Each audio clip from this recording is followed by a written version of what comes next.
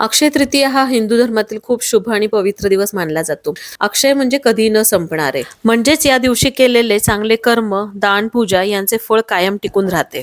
नवीन नवीन चांगल्या कामाची सुरुवात आजच्या दिवशी केलेलं कधी पण चांगलं.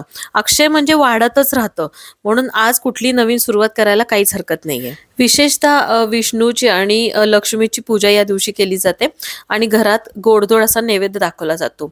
तर मी आज इथे थोडक्यात आमरस, बटाट्याची भाजी आणि पुरी बनवते, कारण मला खरं तर देवळात जायचंय. पण हा दिवस जो आहे तो आपण चुकवू नये, नैवेद्य आपल्या घरातला दाखवला जावा, म्हणून पटकन असा आमरस बनवून फ्रीजला ठेवलाय.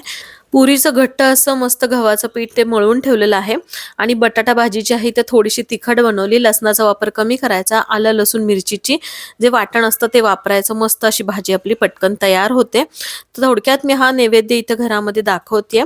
आजचा दिवस हा खरंच महत्त्वाचा असतो. गोडधोड नक्की घरामध्ये नैवेद्य दाखवला जावा.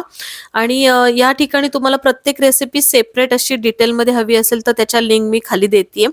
आजचा व्हिडिओ जो आहे तो जास्त डिटेलमध्ये मी केलेला नाहीये, कारण या बेसिक रेसिपी आपल्याला सगळ्यांनाच माहिती आहेत. तर अक्षय तृतीयेच्या सगळ्यांना हार्दिक शुभेच्छा.